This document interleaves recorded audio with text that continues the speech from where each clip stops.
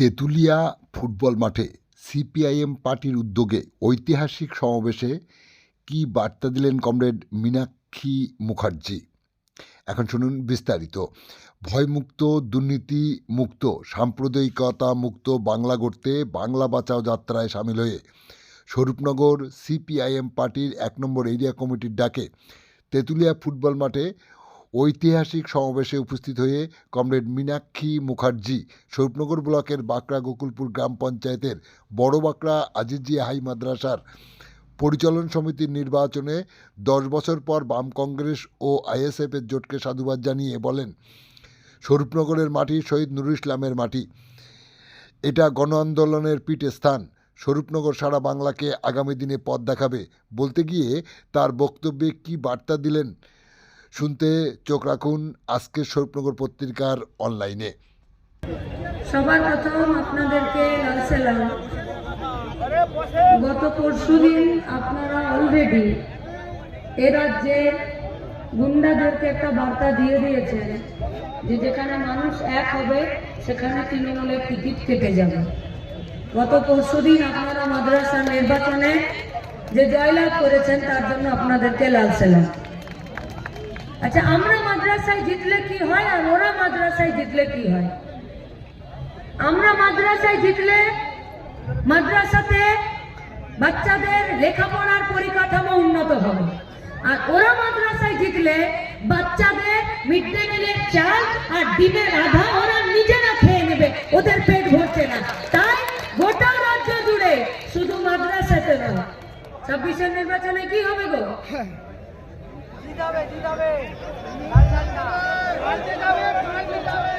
কি হবে 26-এর নির্বাচনে?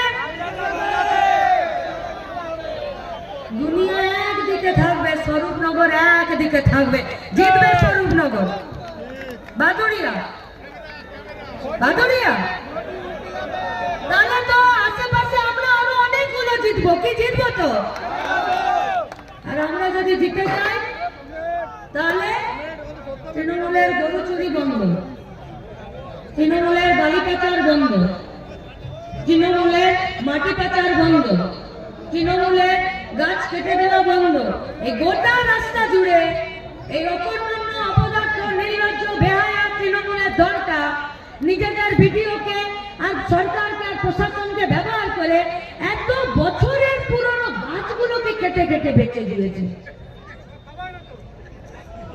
পেট আর ভরছে না, এদের পেট আর ভরছে না। তো যাদের পেট ভরছে না, সকাল থেকে এই গোটা অঞ্চলে আমাদেরকে প্রচুর গামছা দিয়ে সম্মান জানিয়েছে। সেই গামছার কসম খেয়ে বলছি, এদের গলায় গামছা দিয়ে পেটে হাত ভরে গরিব মানুষের টাকা গরিব মানুষই বের করবে, ছাড়বে না এদেরকে। গোটা পশ্চিমবঙ্গ জুড়ে লুটের রাজত্ব চালাচ্ছে এরা।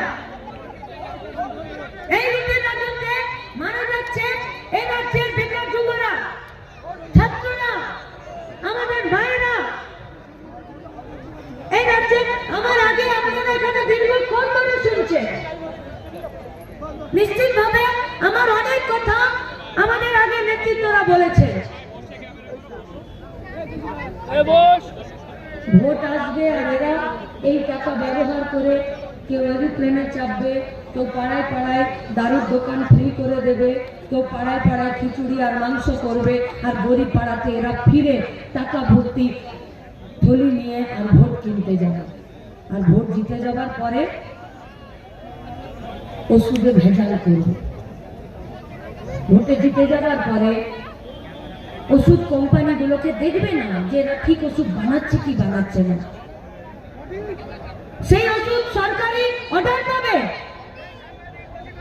যেখানে আমরা 2 টাকার টিকিট কেটে সরকারি ট্রিটমেন্ট নিতে যাই, মেহনতি মানুষ, গরিব মানুষ, সেখানে কমরেড দাঁড়িয়ে যান।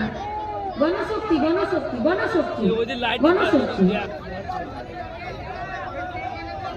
যেখানে আমরা ট্রিটমেন্ট নিতে যাই, সেখানে পোয়াতি মাগুলো শুধুমাত্র এদের তৈরি জাল ওষুধে মরে গেল।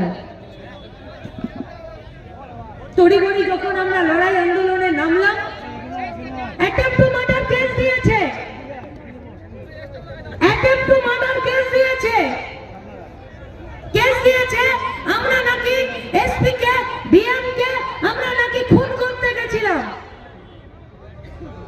যুব সংগঠনে ছিলাম, ছাত্র যুবরা আমরা জমায়েত করেছিলাম।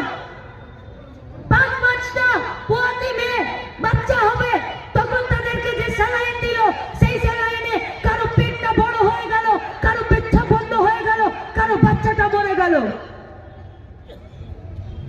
আমরা যখন রাস্তায় নামলাম, পুলিশ এসে আমাদেরকে পেটালো। পেটানোর পরে আমরা যখন নিজেরা পুলিশের বিরুদ্ধে থানায় গেলাম, তখন দেখছি থানাতে আমাদের নামে পুলিশই অ্যাটেম্প টু মার্ডার কেস দিয়েছে। সরকার হসপিটালগুলোতে যখন আমরা পেশেন্টগুলোকে কলকাতায় পিজিতে পাঠানোর জন্য চাপ দিলাম, যেখানে ট্রিটমেন্ট করা যাবে না পিজিতে পাঠাতে হবে, পিজিতে যখন গেল তখন এরা তড়ি ঘড়ি সব হসপিটালে বলল যে তোমরা এই স্যালাইন ব্যবহার করতে পারবে না। কেন? স্যালাইনের ভিতরে শ্যাওলা ভাসছিল। ঠিক আছে, স্যালাইন বন্ধ করে দিল।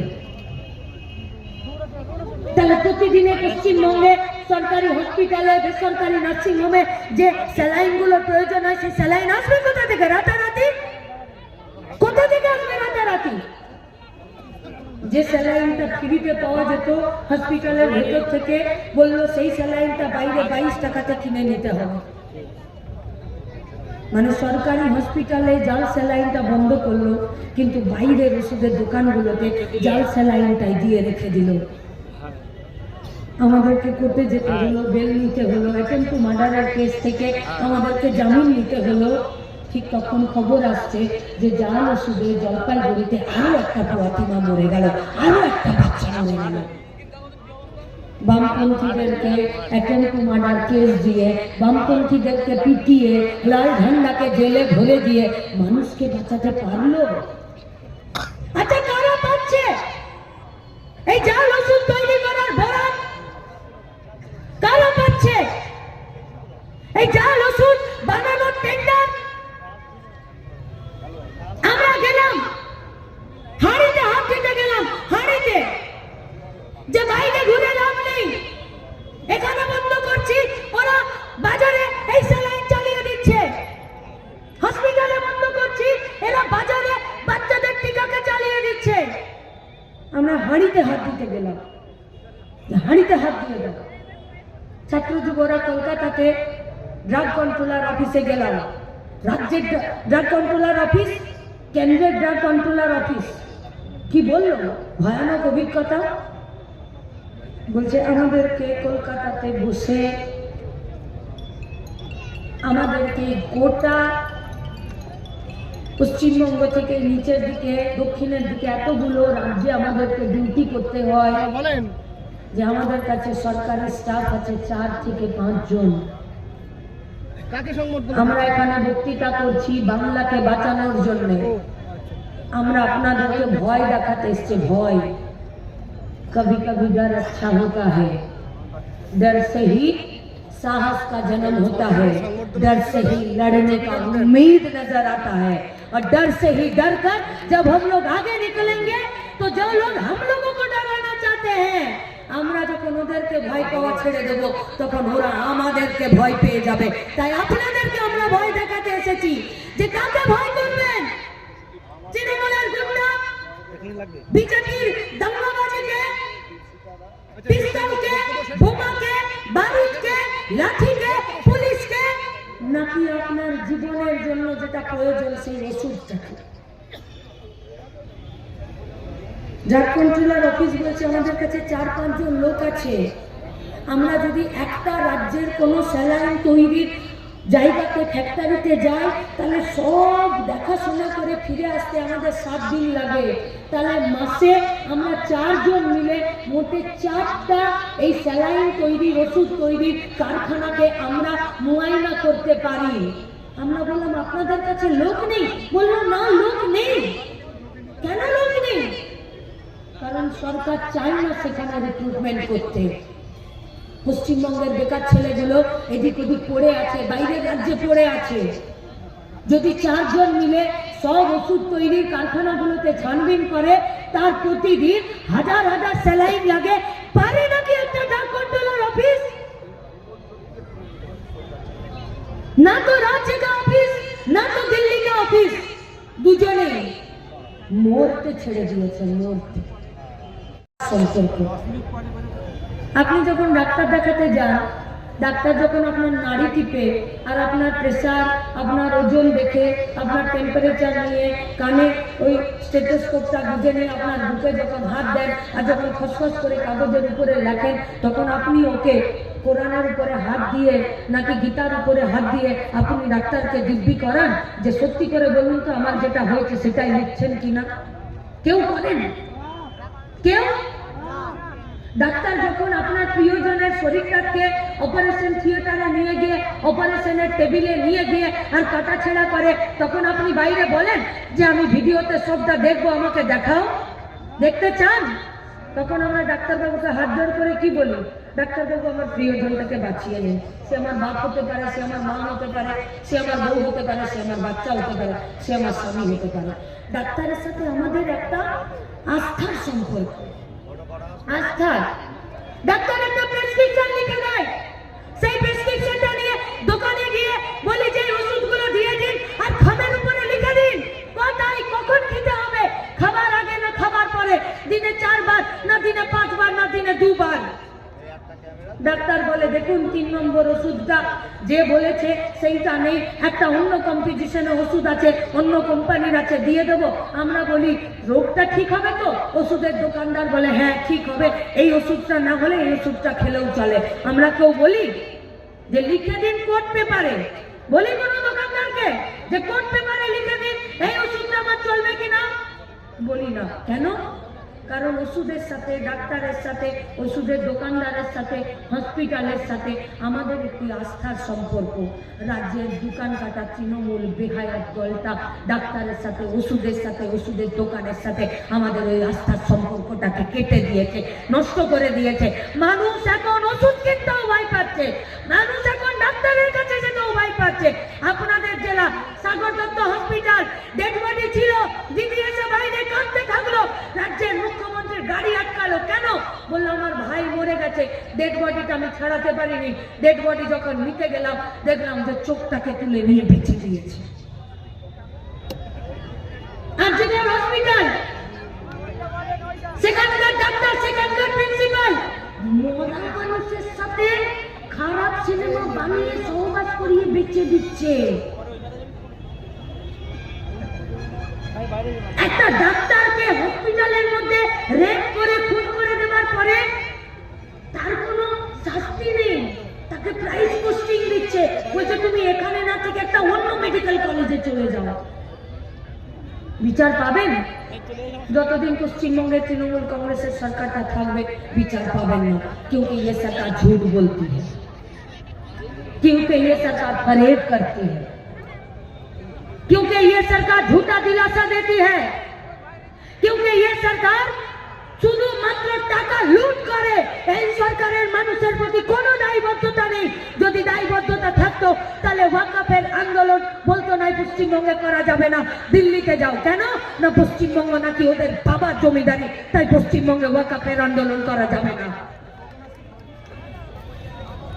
নিশ্চয়ই বলেছে সেলিমদা, নিশ্চয়ই বলেছে আমার আগে সব বক্তারা, নিশ্চয়ই বলেছে আমাদের জেলার এই সম্পাদক, আমাদের রাজ্যের নেতা পলাশদা। কিন্তু আমি আপনাদের কাছে জিজ্ঞেস করতে চাইছি, কেন করলো এই বিচারিতা রাজ্যের সরকার? কেন কেন করলো বিচারিতা? যে ওয়াকফ আছে আর আমি আছি, তাহলে তুমি লুকিয়ে লুকিয়ে ওয়াকফের পোর্টালে কেন সম্পত্তিগুলো আপলোড করলে? কেন তোমার ওবিসি আজকে বাতিল হয়ে যাচ্ছে? কেন তোমার দেওয়া চাকরি আজকে বাতিল হয়ে যাচ্ছে? কেন তুমি আজকে গোটা পশ্চিমবঙ্গে লুটের পঞ্চায়েত তৈরি করলে? কেন তুমি গোটা পশ্চিমবঙ্গে 100 দিনের কাজের টাকা লুট করে নিলে? কেন তুমি রাজ্যের বেকার ছেলে মেয়েগুলোকে পরিযায়ী শ্রমিক হিসাবে বাইরের রাজ্যে মরতে পাঠিয়ে দিলে? কেন তুমি গোটা পশ্চিমবঙ্গে 1,20,000 মেয়ে নিখোঁজ হয়ে গেছে, তুমি মুখে লিকোপ্লাস্ট লাগিয়ে রেখেছো? কেন এই গোটা পশ্চিমবঙ্গের রাস্তাঘাটে তুমি 22,000 মদের দোকান খুলে দিলে? কেন তুমি 10,000 আনএডেড মাদ্রাসা তৈরি করবো বলে 250তে থেমে থেকে গেলে? কেন তুমি 800 কোটি টাকা এই মাইনরিটি ডেভেলপমেন্টের টাকা তুমি খেয়ে নিয়ে আত্মসাৎ করে ঢেকুর তুলে বসে রইলে? কেন তুমি গোটা পশ্চিমবঙ্গে আজকে ডিয়ার লটারির টাকাতে নিজের ব্যাংক ব্যালেন্স বাড়ালে আর গোটা পশ্চিমবঙ্গের বেকার ছেলে মেয়েগুলোকে এই জুয়ার লটারিতে তাদেরকে মরতে ছেড়ে দিলে কেন? কেন ছাড়লো? যখন চেয়ার পেতে হবে তখন মুসলমান, যখন চেয়ার পেতে হবে তখন সাচার কমিটি, যখন চেয়ার পেতে হবে তখন ইমাম ভাতা, মুয়াজ্জম ভাতা, যখন চেয়ার পেতে হবে তখন ইফতার পার্টি, যখন চেয়ার পেতে হবে তখন ঈদ, যখন চেয়ার পেতে হবে তখন রাস্তায় দাঁড়িয়ে নামাজ পড়া, যখন চেয়ার পেতে হবে তখন হিজাব পরা, আর যখন চেয়ার পেয়ে গেলে তখন এই গোটা পশ্চিমবঙ্গের এই সম্প্রদায়ের মানুষকে তুমি আলাদা করে হিন্দু সম্প্রদায় যাদেরকে এই পশ্চিমবঙ্গে Muslim, Hindu, Matua, schedule caste, schedule tribe কেউ কারো বিরুদ্ধে লড়তো না, তুমি এই গোটা পশ্চিমবঙ্গে একটি জাত ধর্মের আগুন লাগিয়ে দিলে। পশ্চিমবঙ্গে বিজেপি লিড পেতেছে, আজ তৃণমূলের জন্য এই পশ্চিমবঙ্গে প্রতিটা দিন দাঙ্গার পরিবেশ। আজ তুমি এই পশ্চিমবঙ্গে 8,000 স্কুলের গেটে তালা দিয়েছ, কিন্তু তুমি পশ্চিমবঙ্গে বিজেপির RSS এর স্কুলের সংখ্যা বাড়িয়ে দিয়েছ। কি বলো মোহন বাবা, RSS এর নেতা যে পশ্চিম বাংলার মে লাল ঝান্ডা চলে যাবার পর এখানে গণতন্ত্র প্রতিষ্ঠিত হয়েছে। পঞ্চায়েতের ভোটে গণতন্ত্র আছে? পঞ্চায়েতে নমিনেশন করা যায়? পঞ্চায়েতে ভোটের জন্য দেওয়াল লিখন করা যায়? পঞ্চায়েতের ভোটের দিন ভোট লুট হয় না? পঞ্চায়েতের ভোট হয়ে যাবার পরে গণনাতে লুট হয় না?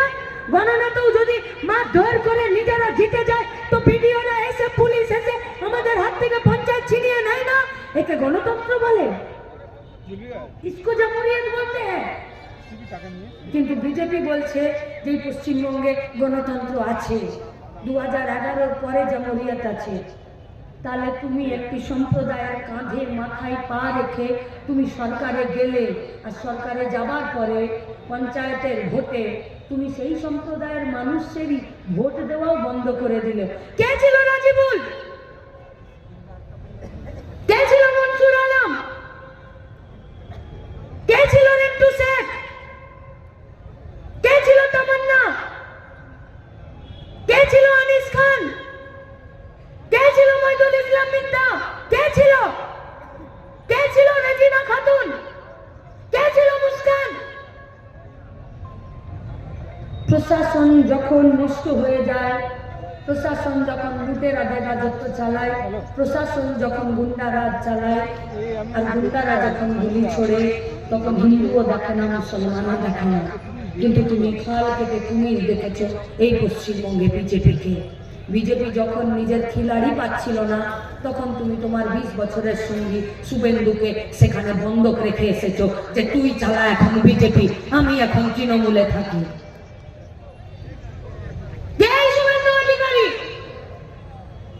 প্রাইমারিতে টেটে, আপার প্রাইমারিতে ঘুষের পর ঘুষ খেয়েছে, চাকরি বিক্রি করেছে, বিরাট সম্পত্তির মালিক।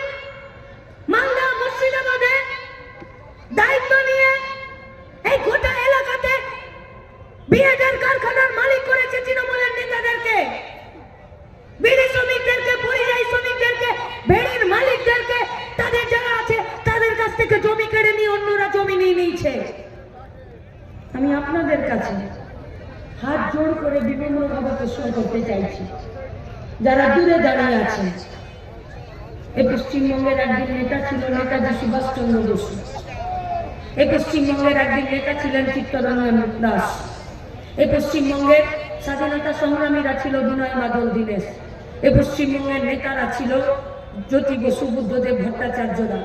সেই পশ্চিমবঙ্গে আরাবুল ইসলাম নেতা হয়ে যায়, যে কলেজের প্রিন্সিপালকে, দিদিমণিকে চোখ ছুঁড়ে মারে। এই পশ্চিমবঙ্গে শাহজাহান নেতা হবে? যে বাপ ভাইয়ের সামনে একটি মেয়ে রাতের বেলাকে ডেকে বলবে যে তুই আজকে চলে যাবি পার্টি অফিস রাতে, আর বাড়ির ওই মেয়েটির পাশে তার বাপ বসে আছে, তার মা বসে আছে, তার ভাই বসে আছে, তার স্বামী বসে আছে, তার ছেলে বসে আছে, সবাই মিলে মাথাটা নামিয়ে থাকবে। আর শুধুমাত্র তৃণমূলের নেতা শাহজাহান ইল্লিগাল জমির মালিক, ভেড়ির মালিক, তৃণমূল নেতা করেছে, বোম বারুদের মালিক, সে আমার বাড়ির মেয়েদেরকে ডেকে বলবে যে তুই চলে যাবি পার্টি অফিসে, আর আমার বাপ মা আমার বাড়ির লোকজন ঢোক গিলে বসে থাকবে, আর রাত্রি 12টা হয়ে গেলে ঘরের দরজার শিকলটা খুলে দিয়ে মেয়েকে বলবে যে যা চলে যা তৃণমূলের পার্টি অফিস, সকালেই তো চলে আসবি, অন্ধকারে যদি যেতে না পারিস এই টর্চটা রাখ। এরা হবে পশ্চিমবঙ্গের নেতা, এরা গুন্ডাগিরি চালাবে। এরা গুন্ডাগিরি চালাচ্ছে বলেই তো পাড়ায় পাড়ায় ডিয়ার লটারি, এরা গুন্ডাগিরি চালাচ্ছে বলেই তো পাড়ায় পাড়ায় মাফিয়া রাজ, এরাই সরকার চালাচ্ছে বলেই তো কোন অন্যায়ের কোন অপরাধের এই পশ্চিমবঙ্গে বিচার নেই। ওই জন্য তো এই পশ্চিমবঙ্গে যারা জেল খাচ্ছে তারা বেরিয়ে আসছে দুর্নীতি করে। আগে বাইরে শুনেছি বিলকিস বানুদের সঙ্গে যারা অত্যাচার করেছে, পেটের বাচ্চাটাকে মেরেছে, হাতে যে মেয়েটার হাত ধরানো ছিল তাকে পাথরের উপরে পটকে মেরে দিয়েছে, তারা যখন জেল থেকে বেরিয়েছে তো তাদেরকে বিজেপি মালা দিয়েছে। আর আজকে পশ্চিমবঙ্গে যারা জেল থেকে বেরোচ্ছে এখানেও বিজেপি তাদেরকে মালা দিচ্ছে। ঘৃণার চাষ করেছে, ঘৃণার চাষ করেছে প্রত্যেকটা দিন। বিজেপি এখানে ফুচ হয়ে ঢুকে ফাল হয়ে বেরোচ্ছে। এই পশ্চিমবঙ্গে একদিকে নমশূদ্র, একদিকে মতুয়া, একদিকে রাজবংশী, একদিকে আদিবাসী, একদিকে শিডিউল কাস্ট বাগদি, একদিকে গোটা অঞ্চল জুড়ে মুসলিম মাইনরিটি, খ্রিস্টান, কি না আছে এই পশ্চিমবঙ্গে, সেখানে বিজেপি থাকবে? লাল ঝান্ডার সরকার চলেছিল, বিজেপির দম হয়নি এই পশ্চিমবঙ্গে আসার। জিজ্ঞেস করুন বিজেপিকে কত টাকা পেয়েছে ওষুধ কোম্পানিগুলোর কাছ থেকে ইলেকট্রাল বন্ডে। জাল ওষুধ বানিয়েছে আর ইলেকট্রাল বন্ডে এরা হাওয়াই জাহাজ চেপেছে আর ভোট নিয়েছে, আর এই জাল ওষুধ দিয়ে পশ্চিম बंगाल को मरीज को ये लोग मार दिए हैं, ছটফট করে মরেছে। আপনাদের জেলার 18 বছর বয়সী একটি ছেলে করোনাতে হসপিটালের বেড পায়নি, শেষে তার মা নিজের মাথায় কেরোসিন তেল ঢেলে আর মাচিসটা জ্বালাতে গেছিল সুপারের কাছে যে আমার ছেলেকে ভর্তি করে নিন, নইলে আমি এখানেই সুইসাইড করব। ছেলেটা ভর্তি হলো আর মারা গেল। কালকে যখন আমরা ব্যারাকপুর কাছড়াপাড়ায় ওইদিকে যখন আমরা সমাবেশ করছি তখন তার মা সামনে এসে দাঁড়িয়েছে। একটু আগে যখন সুটিয়া পেরিয়ে এলাম তখন বরুণ বিশ্বাস এলাকার গুন্ডাদের, দুষ্কৃতীদের, তাদের বিরুদ্ধে লড়েছে, খুন করে দিয়েছে বরুণ বিশ্বাসকে। আজকে স্বপন করলেন, আজ না কালকে তার মৃত্যুদিন। কলেজের ইলেকশন চেয়ে যে ছেলেগুলো লড়াই করলো, কলেজের ইউনিয়ন চেয়ে যে ছেলেমেয়েগুলো লড়াই করলো, সেই স্বপন কলেজে কলেজের ভেতরে পেটানো হলো। ছেলেটা পালিয়ে যাচ্ছে, রিক্সা ধরে তাকে রিক্সা থেকে টানা হলো, ব্রিজ থেকে নিচে ফেলে দিল, মাথায় চাপ হিট ফেলে দিল, মরে গেল ছেলেটা। অন্যায় হয়নি? অত্যাচার হয়নি? এই পশ্চিমবঙ্গে গুন্ডারাজ চলছে। এই পশ্চিমবঙ্গে বিজেপির রাস্তা ঠিক করে দিয়ে আমাদের মা বোনদের ইজ্জত নিয়ে খেলছে। এই পশ্চিমবঙ্গে পরিযায়ী শ্রমিক ডিয়ার লটারি আর মদের দোকান করে দিয়ে এই গোটা পশ্চিমবঙ্গের যুবদের বর্তমান এবং ভবিষ্যৎকে নিয়ে খেলছে। তাই আপনাদের কাছে আমাদের আবেদন, গত পরশু দিনকে যখন এই জেলাতে ঢুকেছি বাংলা বাঁচাও যাত্রা নিয়ে, সাথে সাথে আমাদের জেলার সেক্রেটারি, আমাদের রাজ্যের নেতা পলাশ দাস বলেছেন যে এই মাত্র খবর এলো যে তৃণমূলকে আমরা গোহারা হারিয়েছি। আর আজকের এই বাংলা বাঁচাওয়ের সমাবেশ থেকে আপনাদের কাছে আমাদের দাবি, 2026-এ এরকম করে বাদুড়িয়া স্বরূপনগর থেকে খবর যাবে ফোনে যে লাল আবির খেলো, জিতে গেছি আমরা। বিধানসভার ভেতরে তৃণমূল বিজেপি দুর্নীতির বিরুদ্ধে এবারে মানুষের রাজ চলবে আর জনগণের রাজ চলবে। আর এই ভাগাড়টাকে পরিষ্কার করে করে দিয়ে মেহনতি মানুষের রাজ চলবে পশ্চিমবঙ্গে, সেই খবরের জন্য আপনাদেরকে দায়িত্ব দিয়ে আমার কথা শেষ করছি। ইনকালাব জিন্দাবাদ, লাল ঝান্ডা জিন্দাবাদ, সিপিআইএম জিন্দাবাদ।